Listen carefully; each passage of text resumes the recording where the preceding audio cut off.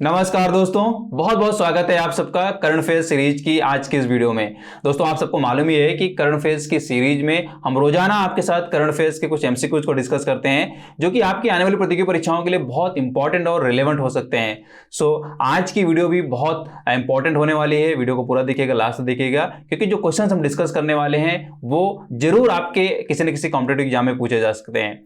Right, शुरू करते हैं आज की ये वीडियो और देखते हैं हमारा पहला सवाल। तो पहला सवाल है, भारत का कौन सा शहर सार्वजनिक परिवहन में रोपवे सेवा शुरू करने वाला पहला भारतीय शहर बन गया है या बनने जा रहा है? तो यहां पे ऑप्शंस गिवन है, प्रयागराज, वाराणसी, लखनऊ या नोएडा। तो सही उत्तर मैं आपको बता दूं, यहां पे सही उत्तर यहां पे है वाराणसी।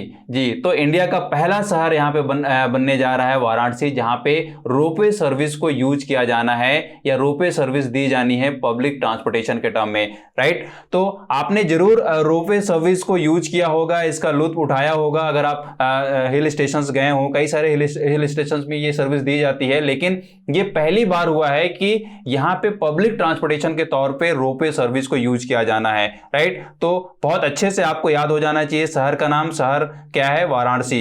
राइट, तो पब्लिक ट्रांसपोर्टेशन के तौर पे यहाँ पे रोपवे सर्विस वाराणसी में शुरू होने वाली है। उसके लिए बकायदा प्रोजेक्ट तैयार किया जा चुका है और उसके लिए बजट भी एलोकेट हो चुका है। देखते हैं ये कब सर्विस स्टार्ट होती है और कितनी बेहतरीन क्वालिटी ये दे पाती है। लेकिन अभी स्टेटमेंट के अकॉर्डिंग अगर हम जाएं तो ये बताया जा रहा है कि ये जो सर्विस है वो सिर्फ शाम के टाइम में ही इसको शुरू किया जाएगा। मतलब शाम का जो वक्त होगा उसी वक्त में ये सर्विस अभी दी जाएगी। मतलब जब इसको लॉन्च किया जाएगा तो इसके शुरुआती दौर में सिर्फ शाम के टाइम में ही इस सर्विस को दिया जाएगा। आगे इसमें किस तरीके के चेंजेस देखने को मिलेंगे वो आगे ही पता चल पाएगा। लेकिन आप यहाँ पे खास बात याद रखिए कि भारत का पहला शहर बन गया है वाराणसी। और इसके साथ मैं आपको बता दूं कि इंडिया जो है वो वर्ल्ड की तीसरी कंट्री बन गई है जो पब्लिक ट्रांसपोर्टेशन के तौर पे रोपवे सर्विस को स्टार्ट करने जा रही है। राइट, तो दो कंट्रीज का नाम आप और याद कर लीजिए। दो कंट्रीज हैं, बोल्विया और मैक्सिको। तो यहां भी रोपवे सर्विस को रखा गया है, यूज किया जा रहा है पब्लिक ट्रांसपोर्टेशन के तौर पे। राइट, तो बोल्विया और मैक्सिको में ये सर्विस ऑलरेडी चल रही है, दी जा रही है। लेकिन इंडिया भी इस श्रेणी में आ गया है जो रोपवे सर्विस को देने वाला है पब्लिक ट्रांसपोर्टेशन के तौर पे। बहुत अच्छे से आपको नाम याद हो जाना चाहिए, बोल्विया, मैक्सिको और इंडिया, ये तीन ही कंट्रीज हैं। राइट, तो यहां पे आपको अच्छे से याद कर लेना चाहिए। और इसका प्रोजेक्ट क्या है, कितना बजट एलोकेट किया गया है, किस तरीके से इसमें विजन रखा गया है, ये सारे पॉइंट्स आप डिटेल में पढ़ सकते हैं। क्वेश्चन कहीं से भी बन सकता है। राइट, नाउ देखते हैं next question. The Ministry of Civil Aviation has given NOC for Akasa Airline. Akasa Airline will be owned and operated by which company? नागरिक उड्डयन मंत्रालय ने आकाशा एयरलाइन के लिए NOC दे दी है। आकाशा एयरलाइन का स्वामित्व और संचालन किस कंपनी के पास होगा? बहुत इंपॉर्टेंट है, जरूर किसी न किसी एग्जाम में पूछा जा सकता है। यहाँ पे ऑप्शंस गिवन है, air India limited, SpiceJet limited, SNV aviation private limited या एयर एशिया इंडिया लिमिटेड। तो मैं सही उत्तर आपको बता दूं, यहाँ पे सही उत्तर यहाँ पे है SNV एविएशन प्राइवेट लिमिटेड। जी, तो ये कंपनी होगी जो पूरी तरीके से इसमें स्वामित्व रखेगी और इसका संचालन करेगी। किसका? आकाशा एयरलाइन का। तो नाम नया है, ये आपको अच्छे से याद हो जाना चाहिए। राइट, और भी यहाँ पे ये जो ऑप्शंस गिवन है इनका भी अपना इंपॉर्टेंस है। ये भी मतलब एक तरीके से इंपॉर्टेंस रोल अदा करती हैं डोमेस्टिक एयरलाइंस के टर्म में। मतलब जो डोमेस्टिक एयरलाइंस हैं उनमें जो सर्विसेज दी जाती हैं इन कंपनीज के थ्रू बहुत इंपॉर्टेंट है। इन सबकी अपनी एक रैंक है कि मतलब कौन सेकंड है, कौन थर्ड है, कौन फोर्थ है। तो ये मैं आपके ऊपर छोड़ता हूँ कि ये जो बाकी कंपनीज हैं इनकी किस तरीके की रैंक है और किस तरीके की सर्विस दी जा रही है, इंटरनेशनल लेवल पे या नेशनल लेवल पे। राइट, इसको आप डिटेल में जरूर पढ़ें। बट यहाँ पे नया नाम जो जुड़ा है कंपनी के तौर पे वो आप जरूर यहाँ पे अच्छे से याद कर लें, SNV aviation private limited. Right, तो इस कंपनी के तहत यहाँ पे आकाशा एयरलाइन का स्वामित्व किया जाना है और इसका संचालन किया जाना है। राइट, मतलब कि इस कंपनी के पास इस एयरलाइन का स्वामित्व होगा और इसी कंपनी के थ्रू इसका संचालन किया जाएगा। और उम्मीद की जा रही है कि अगले साल गर्मियों के मौसम से इसको स्टार्ट कर दिया जाएगा। और अभी जो स्टार्टिंग होनी है वो डोमेस्टिक एयरलाइन के टर्म में ही होनी है। मतलब कि डोमेस्टिक फ्लाइट्स 2022 से आकाशा एयरलाइन की शुरू हो जाएंगी। राइट, तो बहुत इंपॉर्टेंट है, इसका आप नाम जरूर अच्छे से याद कर लें, कंपनी का नाम याद कर लें। और अगर यहाँ पे ओनर के टर्म में बात आ जाती है या जो इसमें शेयर होल्डर्स हैं उनके टर्म में अगर बात आती है तो इसमें सबसे इंपॉर्टेंट नाम जो आ रहा है वो है राकेश झुनझुनवाला जी। तो आपको मालूम ही है कि राकेश झुनझुनवाला जो है वो बहुत बड़े मतलब शेयर मार्केट के बहुत बड़े खिलाड़ी माने जाते हैं, राइट। तो एक तरीके से माना जा रहा है यहाँ पे कि लगभग 40% के आसपास शेयर जो है राकेश झुनझुनवाला का होने वाला है इस कंपनी में या इस एयरलाइन में। तो बहुत इंपॉर्टेंट है और इसके जितने भी फैक्टर्स हैं वो भी अपने आप में बहुत इंपॉर्टेंट है। इसको जितना डिटेल में आप पढ़ना चाहें पढ़ सकते हैं और नोट कर सकते हैं, याद कर सकते हैं, क्वेश्चन कहीं से भी बन सकता है, राइट। तो इसको आप ढंग से याद कर लें। नाउ देखते हैं next question. Which country has launch its first solar observation satellite? किस देश ने अपना पहला सौर अवलोकन उपग्रह लॉन्च किया है? तो यहाँ पे ऑप्शंस गिवन है, चाइना, इंडिया, यूएसए या रशिया। तो मैं सही उत्तर आपको बता दूं, यहाँ पे सही उत्तर जो है चाइना। तो चाइना ने पहला यहाँ पे सौर अवलोकन उपग्रह लॉन्च किया है, मतलब कि सोलर ऑब्जर्वेशन सैटेलाइट लॉन्च किया है। तो पहली बात तो यहाँ पे यही नाम आता है कि किस कंट्री ने इसको स्टार्ट, मतलब किस कंट्री ने पहला सोलर ऑब्जर्वेशन सैटेलाइट लॉन्च किया है, इसका टर्म में क्वेश्चन बन सकता है। तो आपको नाम यहाँ पे पता हो गया। दूसरा यहाँ पे क्वेश्चन बन सकता है कि चाइना के द्वारा जो पहला सैटेलाइट लॉन्च किया गया उसका नाम क्या है? तो पहले मैं आपको यहाँ पे नाम क्लियर कर दूं, आप नाम भी याद कर लें। नाम है इसका चेज जी।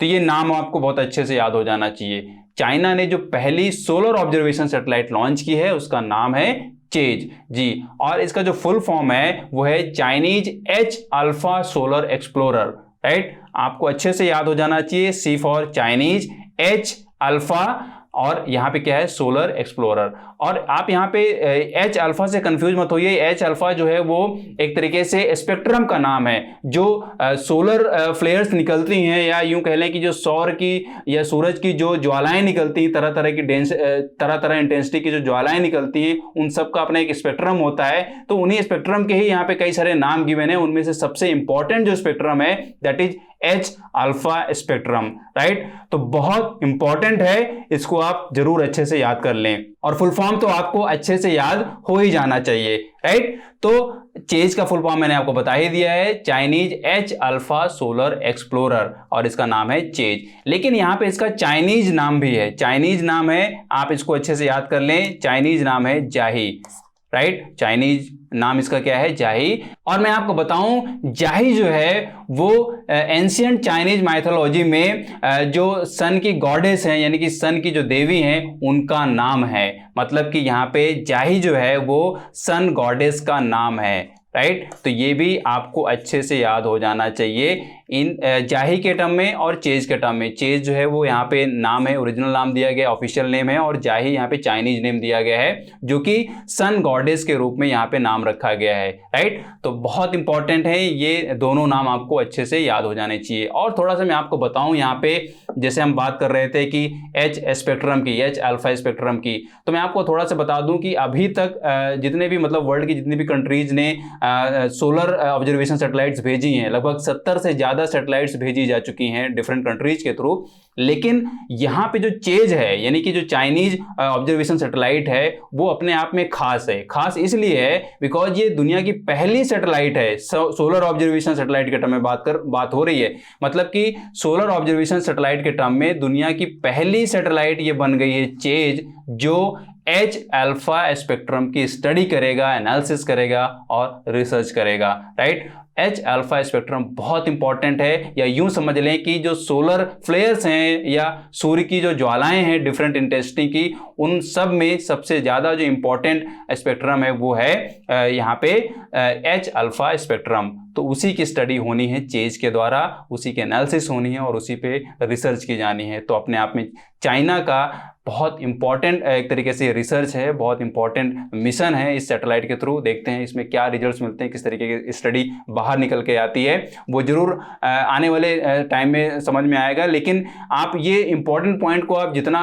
यहाँ पे दिमाग में रख पाएं, या जितने भी इसके रिलेटेड इंपॉर्टेंट पॉइंट्स हैं उनको आप जरूर याद करें, नोट करें, क्वेश्चन कहीं से भी बन सकता है, राइट। नाउ देखते हैं नेक्स्ट क्वेश्चन।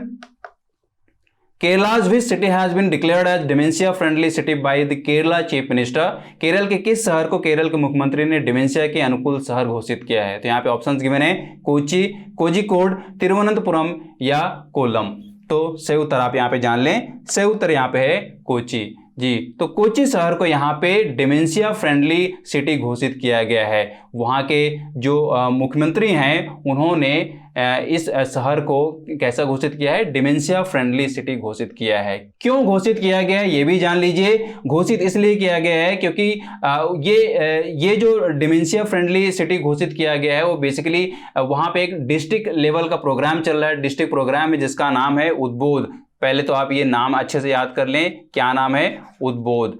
तो ये एक प्रोग्राम है डिस्ट्रिक्ट लेवल पे और इस प्रोग्राम को जो लॉन्च किया गया है, या यूं समझ लें कि यह एक प्रोजेक्ट है कोचीन यूनिवर्सिटी का, Cochin university of science and technology का जो न्यूरो साइंस डिपार्टमेंट है उसका ये प्रोजेक्ट है जिसका नाम है उद्बोध। तो उसके तहत यहाँ पे ये नाम दिया गया है, मतलब इसको क्रेडिट दिया गया है कोची को, डिमेंशिया फ्रेंडली सिटी, राइट। तो बेसिकली इस प्रोजेक्ट के तहत ये अवेयर किया जाना है, लोगों को बताया जाना है कि डिमेंशिया होती क्या है और इसके लक्षण क्या होते हैं और किस तरीके से डिमेंशिया से पीड़ित लोगों को किस तरीके से ट्रीट करना चाहिए या उनको किस तरीके से आगे बढ़ने के मौके दिए जाने चाहिए, राइट। तो बहुत इंपॉर्टेंट है, इसको जरूर आप अच्छे से याद कर लें और डिमेंशिया से रिलेटेड जितने भी स्टैटिक पॉइंट हैं उनको आप अच्छे से पढ़ लें। उसके लिए कौन सी चीज बॉडी में कौन सी डिफिशियंसी जिम्मेदार होती है या किस तरीके की वो बीमारी होती है, ये सारे स्टैटिक पॉइंट आप जरूर याद कर लें। Because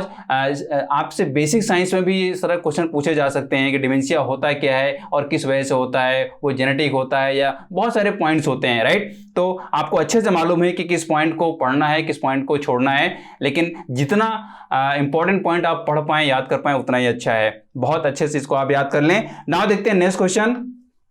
Who has been appointed as ambassador of Russian Film Festival in India? Bharat में रूसी फिल्म महोत्सव के एम्बेसडर के रूप में किसे नियुक्त किया गया है? तो यहाँ पे ऑप्शंस गिवन है, फरहान अख्तर, अनुराग कश्यप, जावेद अख्तर या इम्तियाज अली। तो सही उत्तर आप यहाँ पे जान लें, सही उत्तर यहाँ पे है इम्तियाज अली। जी, तो इम्तियाज अली को यहाँ पे रशियन फिल्म फेस्टिवल का एम्बेसडर घोषित किया गया है या अपॉइंट किया गया है। बहुत इंपॉर्टेंट है और इंपॉर्टेंट नाम भी है यहाँ पे, इम्तियाज अली जो कि फेमस डायरेक्टर और प्रोड्यूसर हैं, तो उनको यहाँ पे एम्बेसडर के रूप में रखा गया है। मैं आपको बताऊं यहाँ पे कि रशिया और इंडिया के बीच ऑलरेडी कॉपरेशन चल रहा है ब्रिक्स के तहत। मतलब कि जो एक तरीके से सिनेमेटोग्राफी है, सिनेमेटोग्राफी में जो कॉपरेशन होना चाहिए दो कंट्रीज के बीच में या कई कंट्रीज के बीच में, तो बेसिकली रशिया और इंडिया के बीच में जो कॉपरेशन है सिनेमेटोग्राफी में वो ब्रिक्स के तहत ऑलरेडी चल रहा है। और मैं आपको बताऊं कि ये जो यहाँ पे बात की जा रही है Russian film festival in India,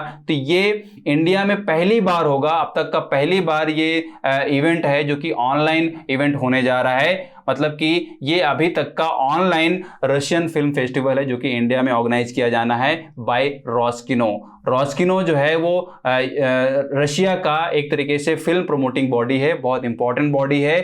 इसके भी जितने टर्म में आप याद कर पाएँ, जितने भी इंपॉर्टेंट पॉइंट आप पढ़ पाएँ उसको याद कर लें। रॉस्किनो क्या है, उसका किस तरीके से रोल है फिल्म प्रमोशन में, या इंटरनेशनल के टर्म में वो किस तरीके से इवेंट्स को ऑर्गेनाइज करती है, किस तरीके का उसका रोल रहता है, ये भी आप समझ सकते हैं, पढ़ सकते हैं। तो रॉस्किनो के थ्रू यहाँ पे इंडिया में पहली बार ऑनलाइन ये इवेंट ऑर्गेनाइज किया जा रहा है जिसका नाम है रशियन फिल्म फेस्टिवल, राइट। और इसके एम्बेसडर यहाँ पे रखे गए हैं इम्तियाज अली, राइट। बाकी यहाँ पे जो ऑप्शंस गिवन है ये भी बहुत फेमस नाम है बॉलीवुड में। कौन किस तरीके से रिलेट करता है आपको मालूम है, नहीं मालूम है तो आप इसको सर्च करें और पता करें, राइट। नाउ देखते हैं नेक्स्ट क्वेश्चन।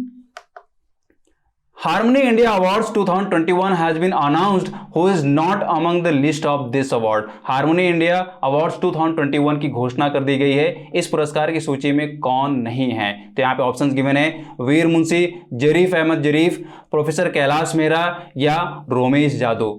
तो सही उत्तर आप यहाँ पे जान लें, सही उत्तर यहाँ पे है रोमेश जादव। जी, तो मैं आपको बताऊं कि यहाँ पे हार्मनी इंडिया अवार्ड 2021 की घोषणा कर दी गई है और इस बार लगभग क्या मतलब टोटल 16 लोगों को सिलेक्ट किया गया है डिफरेंट फील्ड्स के लिए। उनको डिफरेंट फील्ड्स में जो डिफरेंट सम्मान दिए जाने हैं हार्मनी इंडिया अवार्ड्स के तहत, उन लोगों को सिलेक्ट किया गया है। और उन्हीं 16 नेम्स में से यहाँ पे ये 3 नाम हैं, वीर मुंशी, जरीफ अहमद जरीफ और professor Kailash Mehra.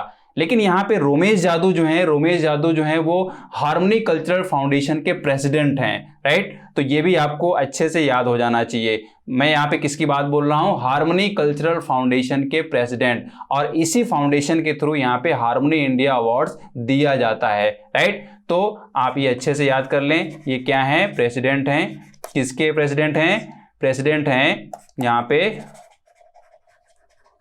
Harmony cultural, और यहाँ पे फाउंडेशन की बात हो रही है, राइट। तो ये नाम आपको अच्छे से याद हो जाना चाहिए।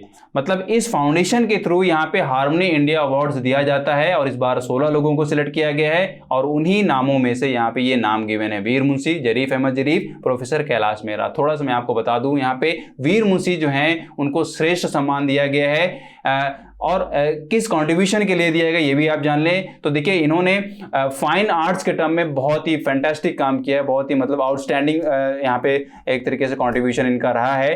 तो फाइन आर्ट्स के टर्म में यहाँ पे इनको सम्मान दिया गया है, श्रेष्ठ सम्मान, राइट। तो वीर मुंशी की ये बात हो गई। अब बात आती है जरीफ अहमद जरीफ की। तो जरीफ अहमद जरीफ को लाइफ टाइम अचीवमेंट अवार्ड दिया गया है। हार्मनी इंडिया अवार्ड्स में एक कैटेगरी है लाइफ टाइम अचीवमेंट अवार्ड, जिसके लिए सिलेक्ट किया गया जरीफ अहमद जरीफ को। बहुत फेमस नाम है, आपको जरूर याद होना चाहिए। इनको साहित्य अकेडमी अवार्ड भी मिल चुका है।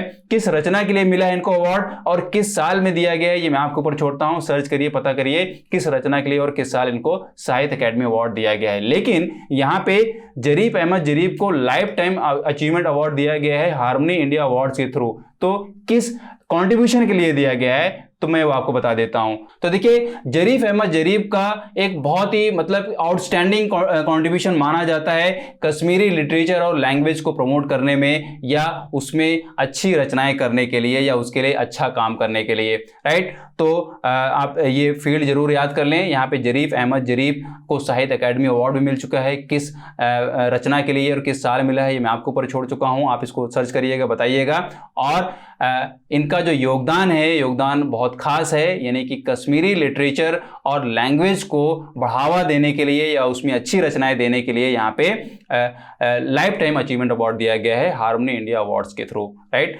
अब यहाँ पे बात आती है प्रोफेसर कैलाश मेहरा की। तो प्रोफेसर कैलाश मेहरा को श्रेष्ठ सम्मान दिया गया है, राइट। हार्मनी इंडिया अवार्ड्स में श्रेष्ठ सम्मान दिया गया है for the contribution in the field of Kashmiri Sufiana and folk music, right. तो ये भी आपको अच्छे से याद हो जाना चाहिए।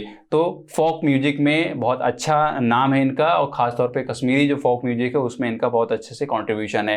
तो वहां पे इनको रिकॉग्नाइज करने के लिए श्रेष्ठ सम्मान दिया गया है, राइट। बाकी जो नाम है, मैंने जैसे आपको बोला है कि इस बार 60 लोगों को सिलेक्ट किया गया है डिफरेंट फील्ड्स में और डिफरेंट कंट्रीब्यूशन के लिए, राइट। तो उन सारे नामों को आप याद कर लें, कहीं से भी क्वेश्चन बन सकता है। जितने नाम आप याद कर पाए याद कर लीजिए, क्योंकि क्वेश्चन कहीं से भी बन सकता है, राइट। यही थे हमारे आज के इंपॉर्टेंट क्वेश्चंस जो डेफिनेटली आपके आने वाले कॉम्पिटिटिव एग्जाम्स के लिए हेल्पफुल होंगे।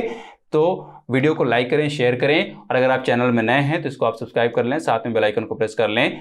अगर आप सोशल मीडिया में फेसबुक और इंस्टाग्राम पे हैं तो वहां पे भी आप हमको फॉलो करें ताकि इंपॉर्टेंट अपडेट्स आपसे मिस ना हो। अगर आप ज़्यादा से ज़्यादा करंट अफेयर्स पढ़ना चाह रहे हैं तो हमारी साइट पे जाइए, वहां पे आपको डेली न्यूज़ दी जाती है, फिल्टर्ड फॉर्म में पॉइंट वाइज दिया जाता है, ताकि आप वहां पे पॉइंट वाइज स्टडी कर पाएं, उसको याद कर पाएं, उसको नोट डाउन कर पाएं अपने नोटबुक में, राइट। ताकि एग्जाम टाइम में आप उसको रिवाइज कर पाएं, ताकि आपको दूसरी मैगजीन्स पे डिपेंड ना रहना पड़े, राइट। सो पढ़ते रहिए, मस्त रहिए। मिलता हूं आपसे नेक्स्ट वीडियो में, तब तक के लिए have a nice day, thank you.